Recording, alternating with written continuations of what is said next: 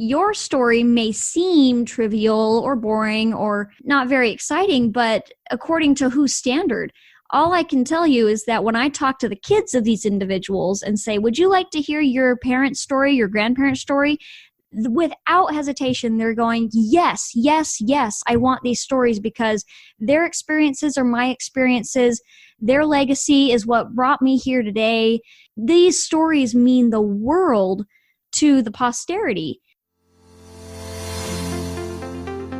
As a young mother, I experienced a paradigm shift that transformed how I saw education and ultimately the world around me. I started this podcast, The Luminous Mind, to connect with and learn from people who are disrupting the status quo in how they learn, educate, and live in the world around them. Prepare for a paradigm shift. Light a candle, light your world.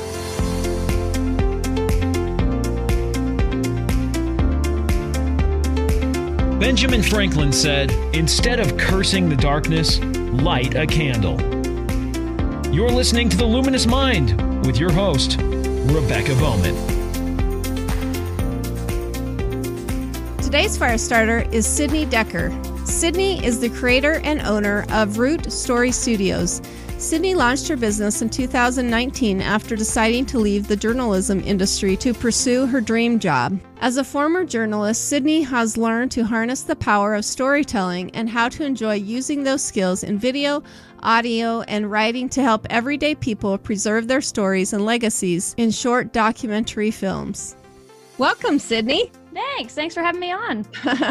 Well, Sydney is like one of my favorite redheads in the whole wide world. You're too kind. So I'm so excited to have her on to talk to us about all the exciting stuff that she's doing now. I don't know if anyone remembers, but Sydney actually helped a lot with like the early part of the Luminous Mind with a lot of our memes and our website setup and, you know, many things like that. And so she's been a huge part of, and you actually helped me do my rebranding as well. I forgot about that part too, but so you've kind of always been helping me with this. So I'm kind of ever present behind the scenes somewhere. yeah. I definitely pick your brain an awful lot, but even though I know you really well, why don't you tell our audience a little bit about yourself? So I am a proud Texan. I was born and raised in Idaho, moved to Texas recently. I love my Idaho roots. I love potatoes, but recently moved to Texas with my husband. We've been married for about 3 years now, and we are proud parents to a very hyper beagle who is currently, bless the heavens, sleeping. or she'd be very involved in this podcast episode. But yeah, we live in Texas, and I am a former journalist. I don't know if we'll get into that a little bit later, but I am a former journalist. I'm very I kind of entered the journalism world and exited very quickly. But I love stories, and I love podcasts and history and comedy and just stories. You know, I really just love stories of all kinds. And so, yeah, just proud Texan, happily married, proud mother of a beagle, and loving what I do. So, yeah. That's great. Well, she does love podcasts. She always gives me awesome recommendations. The thing that always surprises me is you really love like the mysteries. You know, I love true crime. Yeah, I will just say that right now. Dateline every Friday, I am there. The older I get, the less I like those because I'm like, that's just too true to life. I don't want to know stuff like that happens, you know. But right. Anyway, but I know that that's something that you love. But so you mentioned journalism, but let's talk about like your background and what led you to this life's mission and message of Root Story Studio. If we're going to go way back, when I was in high school, you know, I was in that moment that all high schoolers find themselves in. You're about junior, senior in high school, and you know you need to kind of figure out what pathway you're going to take, and if you're going to go to college, I had friends who, you know, were deciding to go into the military. We're just really what I call, and I've heard it called, the decade of decision. And so I'd kind of dabbled around in a few, you know, things that I thought I wanted to do. Maybe I wanted to be a history teacher. Maybe I wanted to be an attorney. Again, that criminal justice, maybe I loved history a lot. So I was kind of trying to figure myself out. In the middle of this, I had kind of like a church assignment with my youth group. We were kind of all assigned an elderly woman in our congregation to go interview. So we were just kind of told to take a list of questions and get to know them and their background and their life history. And so I went and I did that. I didn't record any of it. I kind of regret that now, but I didn't record any of it. I just kind of sat down and had a conversation. And I just remember as a junior in high school just being blown away at how much life this particular individual I was interviewing had seen. She was, 80s, 90s. She's still living, actually. And she'd seen so much history. And I was just baffled by that and really just intrigued by that. So I was also doing public speaking competitions because I'm a nerd. She's very good at them. I actually really loved going to those. So yeah, it scratched that history itch again because I did public speaking competitions for the American Legion all 4 years of high school. And so I was kind of tapping into these little traits and skills that would later lead me into journalism. So when I was a senior in high school, I'd kind of run out of ideas. I realized I didn't want to be an attorney and I didn't want to be a teacher. And I just was kind of stuck. And my mom kind of went, "You could be a journalist." And I was like, "Yeah, no, those people are like evil." And I don't know why. I was just, I just, there's some preconceived notion I had that I just did not like journalists. And I just thought they weren't very smart. And all they did was just read a script on the television. And so I was like, no. And she said, "No, I think we should go down this avenue, like, because, you like speaking and you like researching and you like helping people understand really difficult concepts and you love video." I was making all kinds of little silly videos all the time. They weren't really silly. It's actually jumpstarts you to this. I mean, you told stories way back then about... I did. I was making videos about our family dog. I was making videos about my baby sister. I was making videos about like a leaf that was floating outside. Like I had a camera and I had a passion to go like document these things that were just really trivial, but I was doing it all the time. So all of these things kind of came together, and my mom was really insightful in being able to recognize that I loved these skills and that there was an industry that could really help me access all of those in a really positive way. So when we went on college tours, we would stop by the journalism department and we would talk to the professors. And I was really impressed with what they were saying and what my possibilities and opportunities were. Really kind of helped me reshape what I thought about journalism, what I thought about what I later have termed to be called the industry of storytelling. Journalists are kind of the gatekeepers of history, for good or bad. And so I really loved that. And so when I started college, I dove headlong into journalism and I finished my 4-year degree. I graduated a Bachelor of Science in journalism from BYU, Idaho. And then I kind of entered the industry. 3 of those years, I trained to do television news and I did a lot of internships and I loved it. But in the middle of that, I got married and I really realized quickly that television news was going to be a little more intensive a schedule than I wanted if I wanted to ever see my husband. And I knew enough about the industry to know that I loved television news, but maybe that wasn't the direction I needed to go anymore. So I switched to radio my senior year and then worked in radio for about 2 years. And then, so this all comes full circle where last year I decided that I loved journalism and I loved the skills that I was getting to use every day, but I liked humans more than headlines. And there was something about me telling the same story that everybody else was telling, but missing all these other stories that weren't getting told. Just like your average, like your Joe Schmoes down the street that, maybe didn't have like a crazy newsworthy story, didn't do anything majorly significant in the terms of the world's eyes, but had an incredible life history. And so that's kind of my professional background. There were little experiences in the middle of that prompted me to that. But as a professional, as a journalism, I kind of started from and this podcast is all about a paradigm shift, right? So I experienced the major paradigm shift of being like, I'm never going to be a journalist, to being really passionate about what the skills that industry entails. And I know, in today's society, journalism is a hot topic, but as a raw industry and what the principles of journalism are, I'm really passionate about that. Yeah. And before we were even starting to record, we were talking about tiny little steps, the young women's thing, but then also tell them about like what you did in college. You did one of those fun human interest stories that I think really, that was the beginning, at least in my eyes, of what I've watched you do with Root Story Studios, is to do those human interest pieces. Do you want to tell us about that? That was a really fun story that you did. I remember it was on the news, and I remember sharing it as well.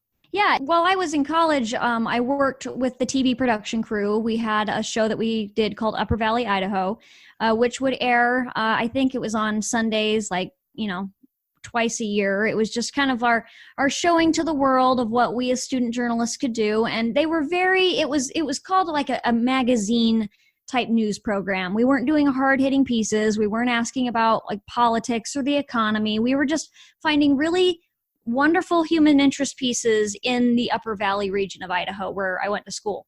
And I happened to know a woman that I went to church with. She has since passed. But I can't remember how I got word, but I got word that she had been like collecting gum, and this is unchewed gum. That's a very important thing for me to say. Whenever I tell this story, people are like, "That's gross." No, it was like she was collecting like packets of gum for 75 years. And wow. I just remember hearing that and going, "I'm sorry, what? I've been going to church with this woman for how long, and I've never known this." And so I called them up, and I thought she would make a great interest piece because I think she was also trying to go for the world record for the largest gum collection in the world. And I called them up, and I said, "Hey, kind of crazy idea here, but could I use my feature piece for this semester?" And they went, "Yeah, sure." So they brought out all the tubs of and there were like 3 or 4 tubs of chewing gum. I mean, like every kind of gum you could imagine, just thousands and thousands of types. And I spent an afternoon with her and her girls, and we talked about how her life history, she'd started when she was a little girl, and she talks about in the story that she had a nickel and she had a little bit of extra cash, and so she went and bought her first piece of chewing gum, and she talked about what it meant to her to kind of ground her when she was bullied sometimes, and how it ended up being the glue that stuck the family together. I mean, the family would be spread out across the country, but man, when they saw an interesting brand of chewing gum, they would call their mom up and say, "Hey, do you have this? Can I get it for you? Can I send it to you?" And so it was so interesting to spend that afternoon with her. And I remember leaving that interview and that story and putting it together and thinking, I really enjoyed that.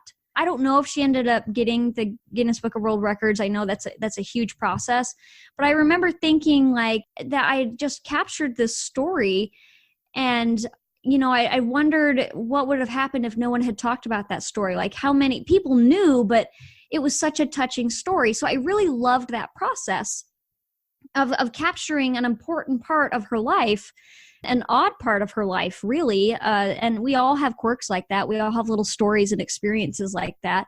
So I had in the back of my head, I thought, maybe I could do this for like a senior project or something, like go interview like elderly people and figure out their life stories and help them preserve their life stories. And I ended up not doing my senior project on that. I had another topic that I was really passionate about and kind of fit better where I was at that life stage when I was doing my senior project.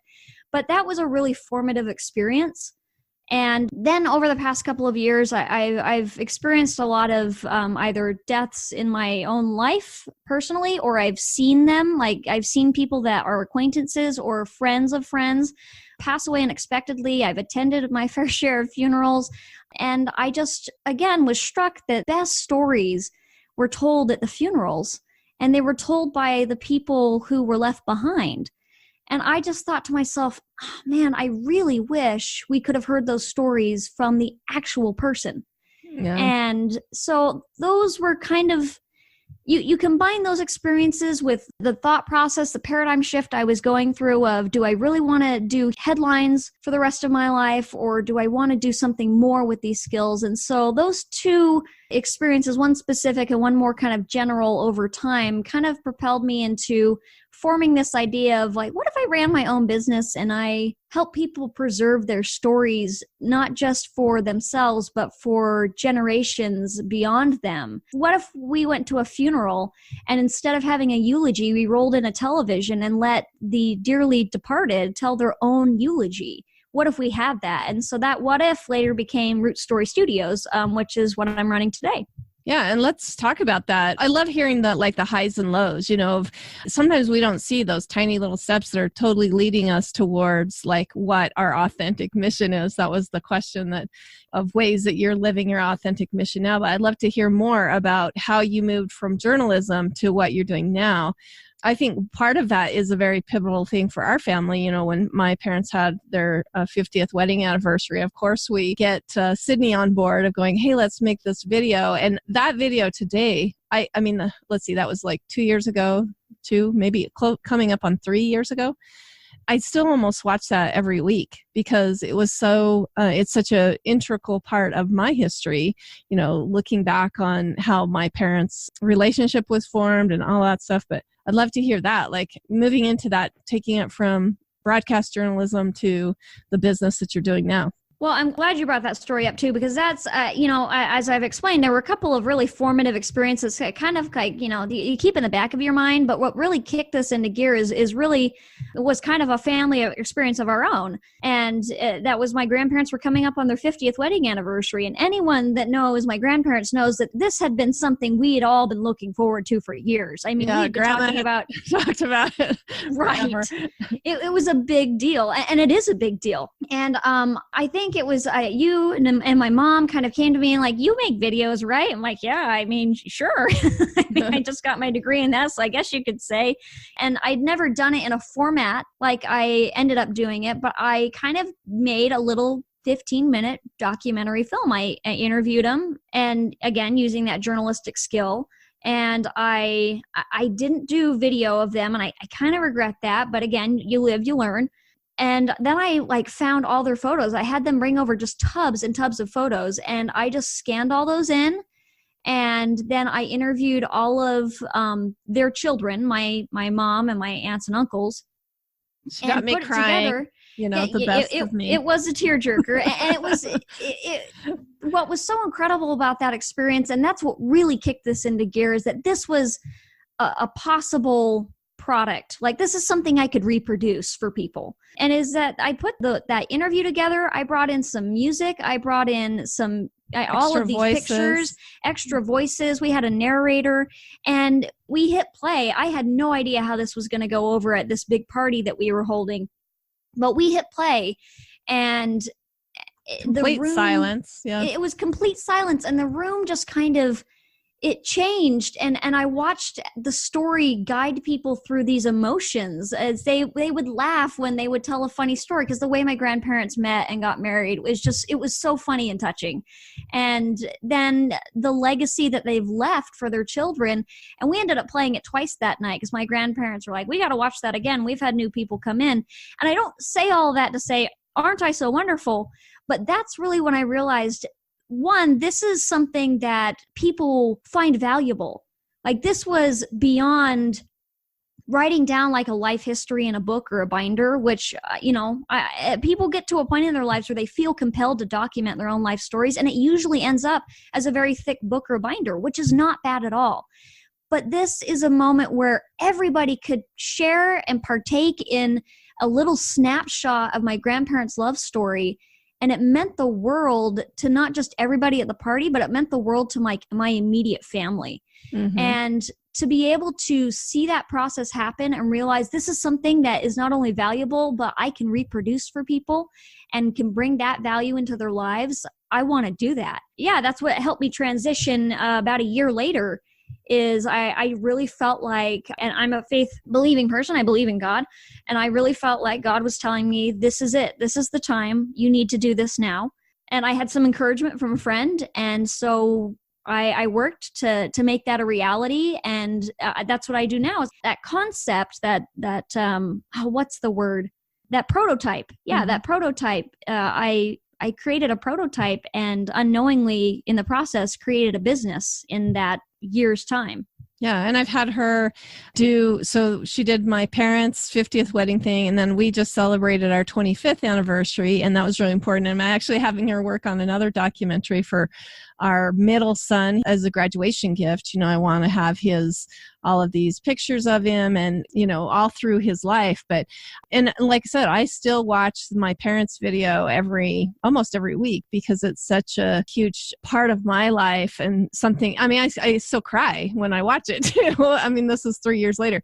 But I think the coolest thing about it, like I've been to anniversary parties or whatever, where there'll just be photos that are up on the wall, and nobody really knows the story behind it or anything like that. And photos are always fun to watch, but you watch these photos, but you don't know any background. But this was cool because it had the story involved and, great music. And it's fantastic products, completely different than anything I've ever seen before. So that was the goal, I've had my mom tell me, oh, you should read great grandma so-and-so's story. She wrote it down and there's like this thick binder buried somewhere in a box.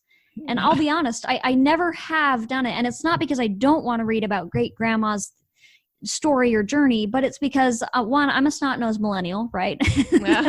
That's how society looks at millennials. But millennials are geared towards video, a very visual group of people, a very visual generation. And I could even go out and say that society is an extremely visual generation. I think it goes beyond the millennials generation anymore. We all love video. We all love seeing it with our eyes and not just reading through it. So. Right. We're very visual. That's why we all have smartphones, right? That's why, my grandparents have iPads and smartphones.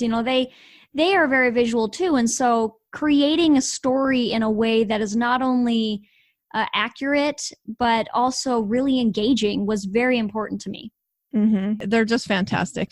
When we do post this, we'll have to put up some of those videos so they can see the actual difference between them. So I'd love to hear challenges that you had along the way when you're starting. We all have the failure helps us create success later on, but what are some of those challenges that you had and what have you learned from going through those challenges? Like you said, every business has initial challenges. And I think my initial challenges are going to be things that will continue throughout the life of my business. And that's because the challenge I have is a human challenge. One, it's educating the customer about this very unique product. People are used to hitting a point in their lives where they feel compelled to write down their life history for their posterity. That's natural. But how that happens is different. And where, like I said, a lot of people write down their history. I have nothing against that. I think it's important to just, if you're going to get the story down, get it down. Do not let that fade just because you are afraid you're not going to do it right. But my first challenge is helping people understand that there are other ways, really engaging and priceless ways to tell your story, and one of those ways is through video and film. And so that's been the first struggle is helping people understand that there are alternative ways to telling their stories and that those ways are accessible.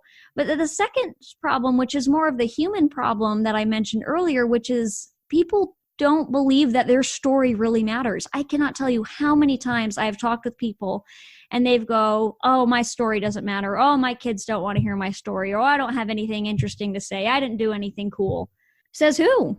Right? Yeah. It absolutely says who, because your story may seem trivial or boring or not very exciting, but according to whose standard?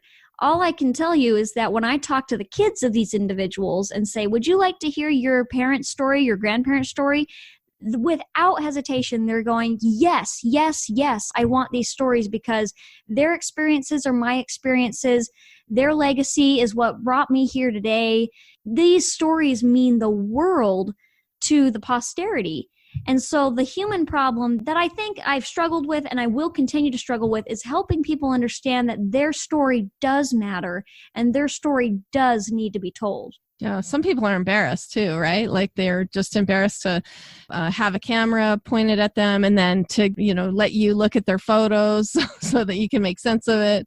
Isn't that also a struggle too of helping them try to dig out that story? Yeah, totally. There's an element of when you decide to tell your story that you're really confronting your own mortality.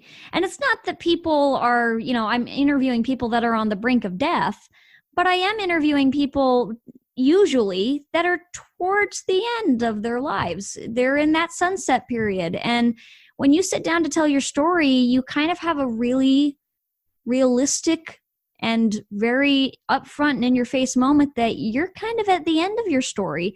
When we go through the process, we don't emphasize that. And I don't want people to think, wow, someone's going to walk in and like, so you're at the end of your story. But there is kind of it's scary to confront your life story, to bear that all out to a stranger, and to hope that there's any meaning in that. And I guarantee you there is always meaning in the story. And there are so many more stories to be told. Just because you're sitting down to document your story doesn't mean you're at the end. But that is a very real struggle that people have when they sit down to document this, that they're kind of facing their own mortality. And they're also having to ask themselves, did what I do in life matter? And even though we can all say like a resounding yes, your story does matter, what you experienced matters, and there's so much more life in you, and don't worry that, this is not the end. Those are real questions that we all have to confront one way or another. And when we're going through that process, my job is to help them understand that what I just said, that they do matter, and their stories are going to bring so valuable to their posterity, and that they still have a lot more life left to live, that this isn't the end. We're just making sure that we've got the important things thus far. Mm-hmm. Yeah. And I think it's an inspiration for other people that are watching it, maybe your younger posterity or the younger generation, because, when I heard my parents' story of what their legacy was kind of thing for the first 50 years of their marriage, it really made me think of what the legacy that I was hoping to leave too. I think that sometimes that's why funerals, I think, are so impactful to so many people, is that they sit down and they listen to these stories of people who have passed on. It really puts life in perspective, basically, for them. Do you feel that way, like with the stuff that you're doing, that it helps bring perspective to people who watch it? Oh, totally. Totally. Yeah. I mean, there is something... It's kind of like I view it like the New Year's resolution process, right? We all go through this process where at the beginning of the year, we're like, we're going to do better. Or we're going to, what did I not do so great at last year? What did I do so great at last year? That process of reflection, I find to be very important in anyone's life. And we do that on a yearly basis anyway, even if we don't mean to. Even people that say, I'm not going to set New Year's resolutions. At the end of the year, we kind of do look back just instinctually and kind of give ourselves an evaluation, a perspective shift. And to do that with a whole life or a whole love story, or even on a career, or if we're highlighting just a little moment in time, like, for example, your middle son, my cousin Jacob, is, graduation. That's the end of a certain era in his life.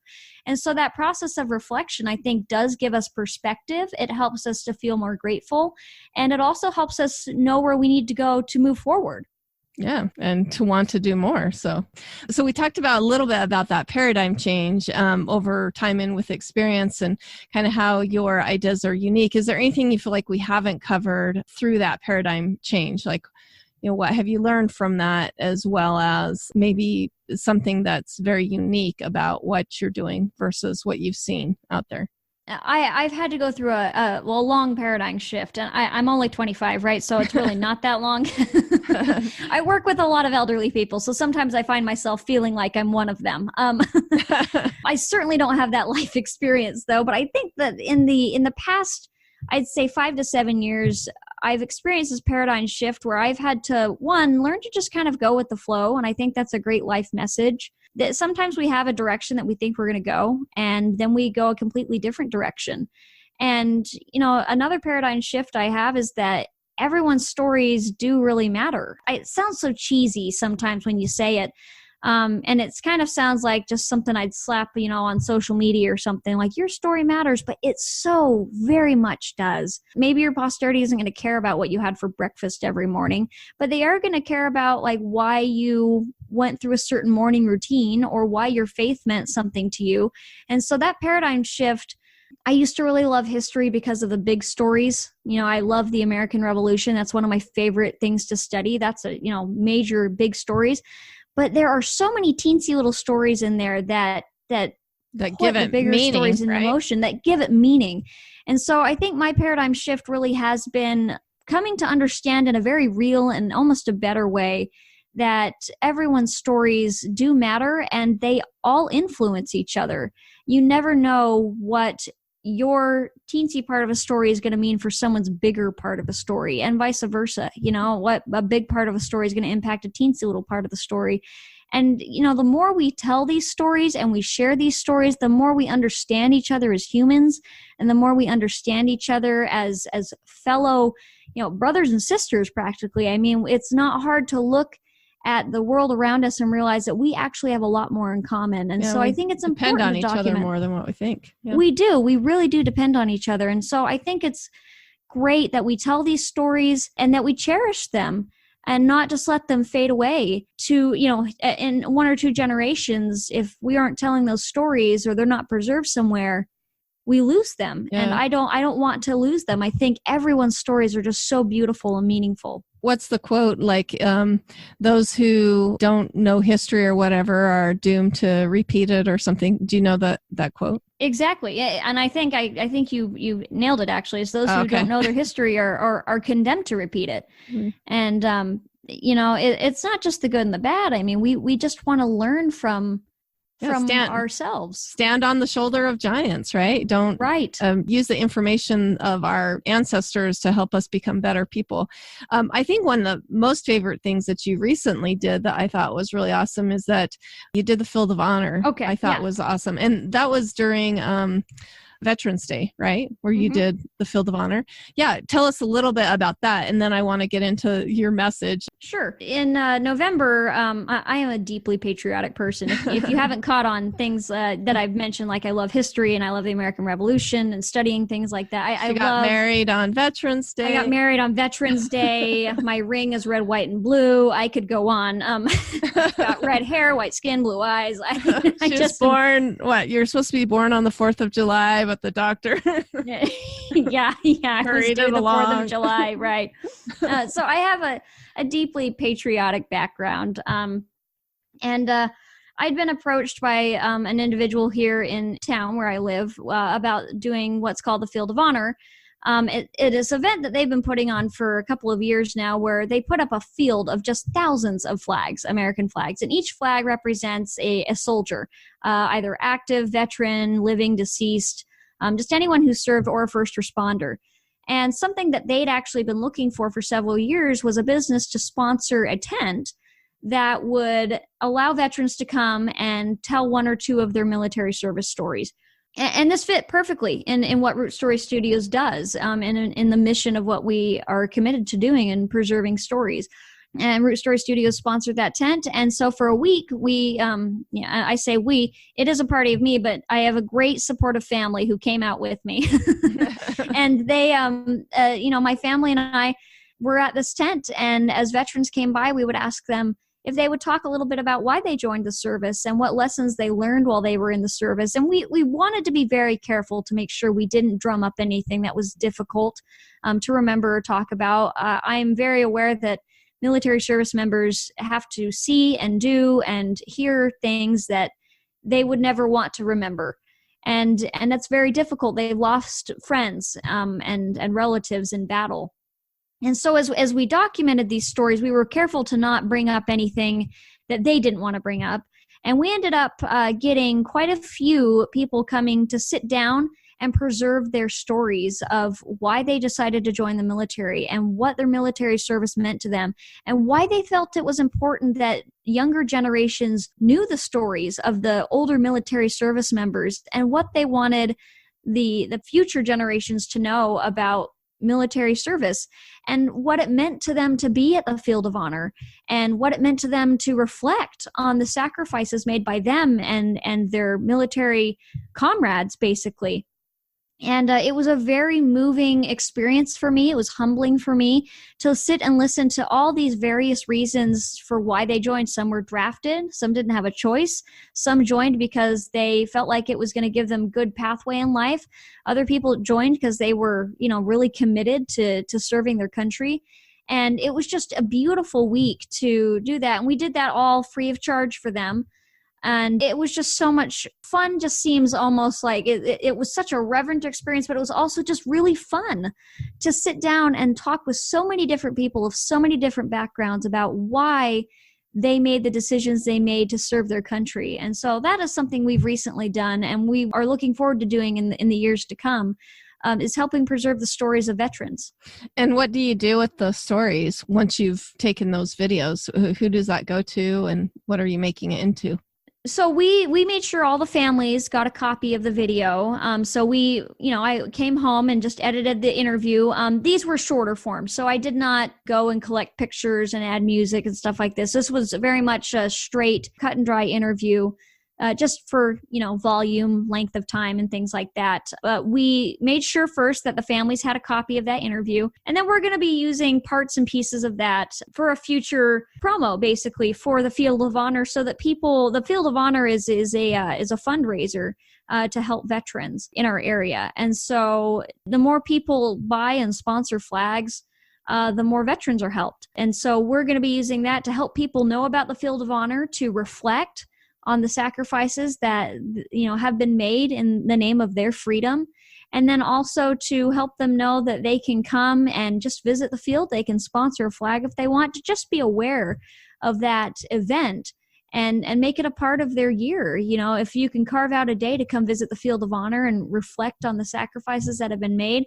that's a wonderful, wonderful tribute. Not that we could ever do enough to repay our veterans, but it's a wonderful tribute to just take a moment and to be grateful and to know about the sacrifices that have been made in the name of our freedoms. Yeah. Well, and I think it's a great catalyst into you telling us about your mission with Root Story Studios. Maybe just like 3 key points that you want our audience to know about. Sure. Like I said, I say this a lot, but our first message is your story matters. And it needs to be documented. That's our main point right there, is that your story is going to be so helpful for yourself and for your future, and you never know who your story will impact. And so it's important that we document that. Another point of our message is that it is accessible. Like, this process of documenting your story is something that it's accessible and we can help you with. Root Story Studios is very much not only a business, but a guide through the process of helping people document their stories. We want to make sure that this process is important to the person, that it's as painless as possible, and that it's a really rewarding, a rich experience for them. And then the final part of our message, I would have to say, is that it's important that we document stories no matter what. Obviously, I'm a business owner. This is a business. I would like business. and that happens. But, at the end of the day, I want to make sure people are documenting their stories. If I can help with that, I am so beyond thrilled. If there is another way that they want to tackle that, that's okay. Just make sure that you're documenting stories. A short experience that I had is my husband and I love going to thrift stores. And not just like your average thrift store, but like antique thrift stores, the stuff where you walk in. It's like a museum on sale is what I call it. And I have gone into so many and just seen boxes and boxes of pictures. How sad. It's sad. And I always buy a few. I usually always buy a few. I have a little collection that I have of pictures. I have no idea who these people are. I really don't. I feel like, it reminds me why I do what I do, which is these stories, for one reason or another, ended up in an antique store for sale. And I want to make sure that at least no one that I encounter has that experience where their pictures and stories end up in an antique store for sale where nobody knows them. And so I think it's just really important that however you're going to document it. And if we can help, awesome. I really do want to help with that. But just make sure your stories are told. They mean so much to the world in ways that you may not even comprehend today. You live in Texas, but you have a national reach here, or even, I guess, an international, if it's really that important to you. But tell people how you're documenting stories of maybe people that live away from where you're at. How are you doing that with your website and stuff? Sure. Yeah. I am located in Central Texas, and that's kind of where my base is, so to speak, in terms of, my majority of clients. But I've had many people approach me and say, hey, my dad lives in, Wisconsin, or my mom lives in Virginia. Would you fly out to tell their story? Oh yeah. And if there is, a different way we need to do that. If we need to do interviews over the phone, or if we need to do interviews, a distance way, I work with that. When I did your documentary, actually, for your anniversary, it didn't make sense for me to come up to Idaho with the scheduling and everything. And so we ended up doing the audio interviews. It turned out beautifully. The power of voice cannot be denied. Our voices are so unique. And so for people that are too far away, or logistically it just doesn't work and they want to take an audio option, that's totally great. I worked in radio. Audio is also in my skill set. And so, I have a national reach. I fly out to people if they want me to come out there, or we work with what needs to be worked with if that's not possible. Okay, awesome. Well, tell us what you'll find on your website. Like you said, you kind of walk people through how to build a story, but what you find on your website, where, anyone can find any information about what you're doing. Sure. So if you go to www.rootstorystudios.com, studios is plural. If you go there, you're going to find, first off on my website, that we're doing something different with family history. That, legacies aren't just meant to be read. If they are going to be read, great. But wouldn't it be awesome if we could see them and watch them and tell them ourselves, or watch our grandparents or parents tell them those stories? So you'll see kind of an introduction of a little recap of what we've talked about here, why I do what I do. And then you can actually go through a quiz on a different part of my website. If you're not sure what kind of story you want to tell, or if you're not sure what package is going to work right for you, you can actually go through a quiz, and that will send me an email, and I'll be able to kind of look at what your needs are, what you're wanting to do, and then help you know what package is going to be good for you. And then we'll work together from there on what kind of process we're going to need and what kind of stories we're going to tell.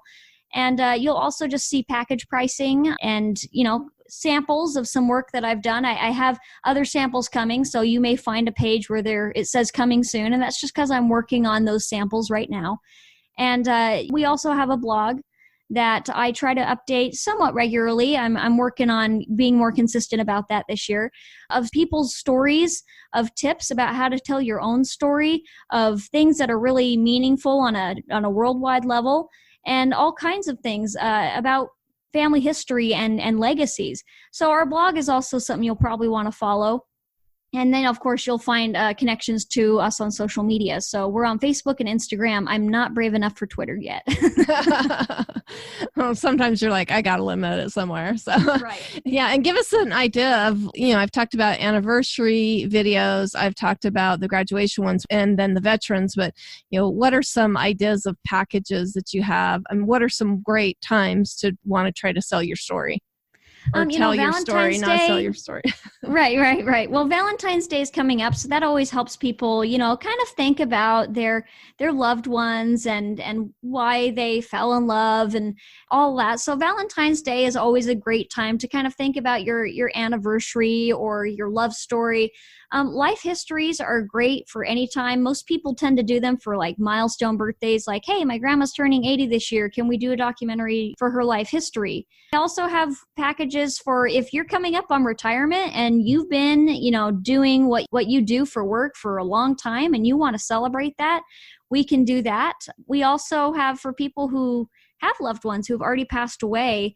That doesn't mean that you've missed a window to tell the stories. Sometimes it's really great to hear favorite stories from the mouths of your relatives. So we have packages of telling the story of one person, but through the eyes of others.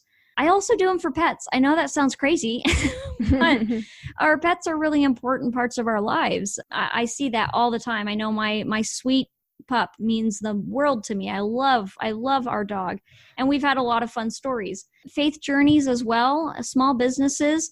If you think about a part of your life that's important to you, we can probably do a story on it. And we actually just released this year a smaller package, which is called the Snapshot, where maybe you only want to do like a 2 or 3 minute story, or you have a relative that only has like 2 or 3 pictures, but you want to make sure that at least 1 or 2 stories is told.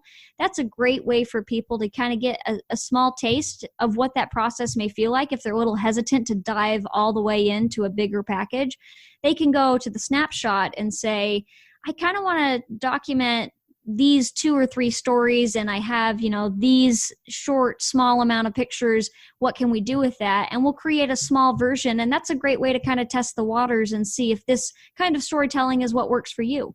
That's awesome. I haven't heard about that new one, so that's great. Well, and I'd love to hear maybe some feedback that you've gotten about some of these stories. I mean, I've given some of my own of what they mean to me, but maybe some other, feedback from other people of what they thought about, getting the product finished versus having all of these pictures just stuffed in a box. Right. The top 2 things I hear is that this is such a priceless thing. And it really is. Once you have that in your hands and you can watch it whenever you want, it really is such a priceless thing. And the other thing that I hear all the time for people who haven't done it, so people that have done it will say, this is so priceless to me. Thank you so much. It's such a core part of our lives now. Not that they watch it every day, but when they want to watch it, it's there. And when they want to remember, it's there. For people who haven't done it and just learn about it, they go, oh man, I really wish you were here when insert name of relative was alive. I really wish you were here when Grandpa Joe was alive. I really wish you were here when, Uncle Eddie or Aunt Susan was alive. So the people that have the finished product are beyond thrilled that they have that as part of their history now. And the people that learn about it want it, even if it's for someone who has passed away, because they recognize the value and the power of story. Yeah. Like I said, I mean, that just breaks my heart to think of boxes of photos that just end up in an antique store that have no meaning to anybody because there was no story attached to that picture. If there would have been an understanding of who that person was and what their life meant and what they did, I'm sure those photos wouldn't have ended up in, antique stores just for somebody else to just pick up. Right. So I'd love to hear what you've learned while you're mentoring others and maybe habits that have been really helpful in your personal life to help you gain success in telling stories. Are you talking like business or like my business practices or like just in general? Well, business always melds into our personal life, stuff that we were doing. People that are successful in business tend to be successful in other areas too. So just anything you think that's been helpful to you to become a better person, basically. Sure. Well, I think one of the things that I realized early on as a journalist and have continued to learn in greater and greater depth doing this is that we're all human.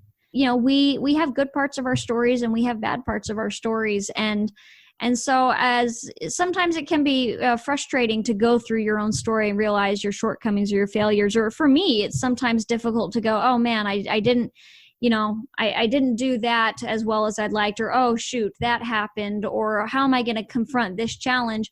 And to just kind of be patient with the process. It's something I'm not perfect at. I'm far from perfect at, but in terms of habits that have been very helpful, as a journalist, I recognized that usually the story I was working on was going to last a day, and that it may have seemed like a huge thing one day, but it's not going to matter tomorrow. And that sounds so sad. But in terms of like when you're really stressed out about, oh my goodness, am I going to make this mistake? Or, oh my goodness, this part of my story is like the suckiest part of my story. Just being patient with yourself in the process is important. I see that all the time when I'm working with customers that maybe are trying to make sure that they look good. And that's not a bad thing. But if there was a trial or a struggle in your life, it's okay to talk about it. And if I have struggles and trials in my life, I have challenges like we talked about as a business owner that I get to confront, and that's okay. So I think the biggest habit that I've learned that I'm still trying to learn and master is just patience with the process and recognizing that we're all human, and that's okay. That's the great equalizer. We're all human. There is not, and none of us, as far as I'm aware, are alien or that's the great equalizers. No matter what our background is, no matter what our stories are, we're all human. And that means that we're all prone to mistakes. We're all prone to success, and we're all prone to just having good days and bad days. And I think that's important. I think the spicy stuff of life, always comes with the mistakes. It never comes with the success that we have, I mean, that's actually the boring part, because we always see that and we're like, oh, whatever, that person was just like that. But I think what makes the success so much more interesting is hearing the places where we fall. And like we talked about before, if we want to stand on the backs of giants or not repeat history, the best way to do that is to tell a story, to tell it in real raw form. Aren't we commanded in the scriptures to bear one another's burdens? How do we do that if we're not telling the juiciness of the story? And granted, I mean, that's a hard thing for people to do, is to share those spicy failure parts that they feel a little bit more insecure about. But those are really the things that's going to help us, all of us, grow to be better people in the long run. And there's a blog post I did, I can't remember when last year, but it was 5 things that your grandkids want to hear. And one of them is, can you just talk about a time that life really sucked, but you came out on the other end okay? Yeah. Because sometimes we feel like we're the only ones going through this really tough time. Yeah. And you sit down and you read, Uncle Joe's journal, and you're like, hey, he had a similar difficult experience. Maybe it's not identical, right? Because Uncle Joe didn't have smartphones or Facebook or YouTube or any of those things, but he had a similar human struggle.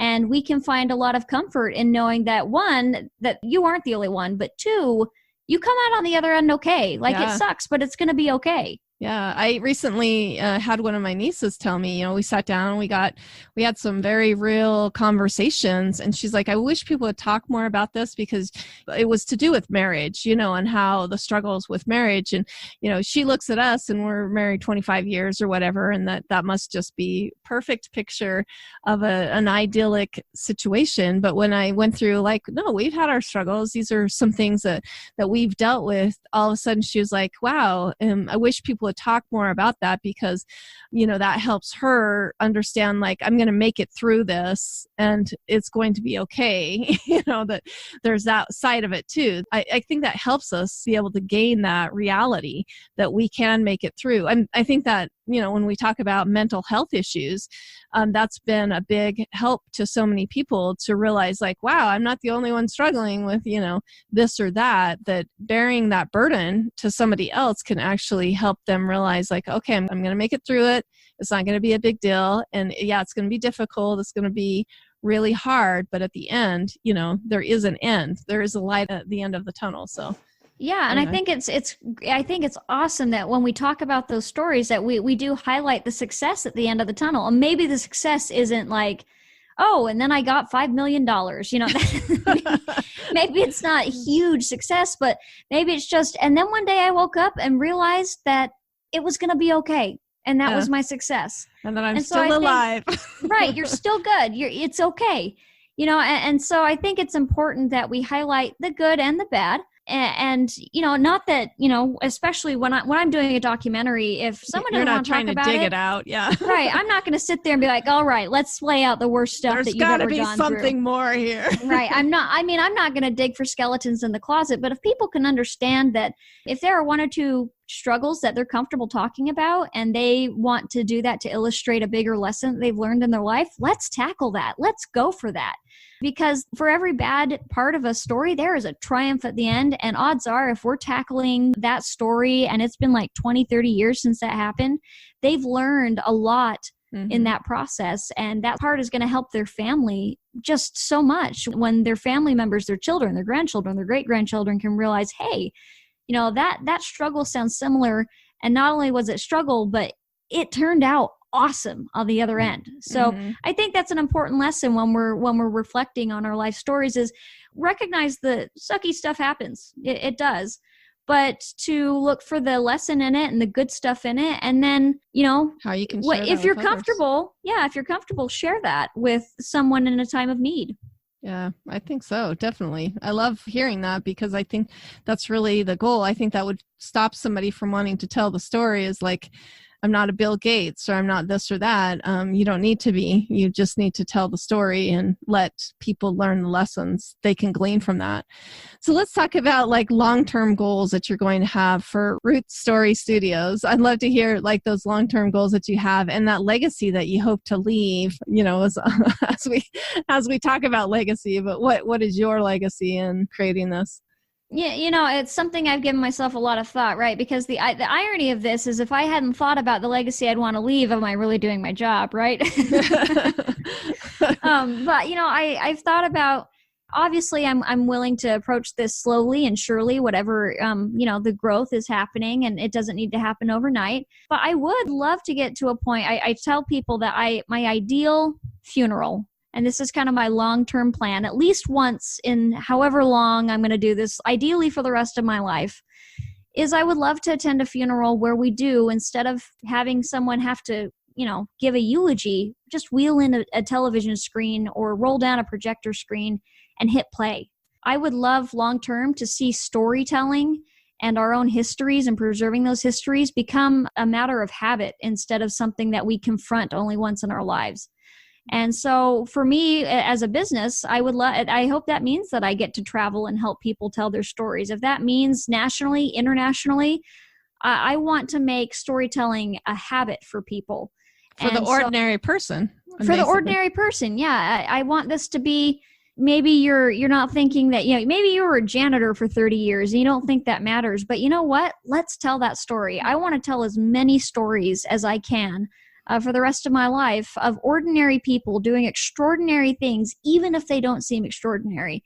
I want to do that in Texas. I want to do that across the nation. I want to do it across the world if that's where the stories are at. So I really hope to help people realize that the power of story in their lives and make a habit of documenting those. Yeah, I love the idea of rolling in a TV screen, because I think that'd be so much more comforting to the family than to have to, be sitting around as a family trying to jog up memories of whatever this or that person did. Let them tell the story and then let the family just bask in the comfort of that person's telling their own story, that you're not having to try to figure that out for them to tell that to them. So right. And it's important to not wait. If you're making a will, you should probably be thinking about how you're going to document your life history too. It's important to not wait. There's no reason to procrastinate in this day and age. Exactly. Let Sydney help you here. All right.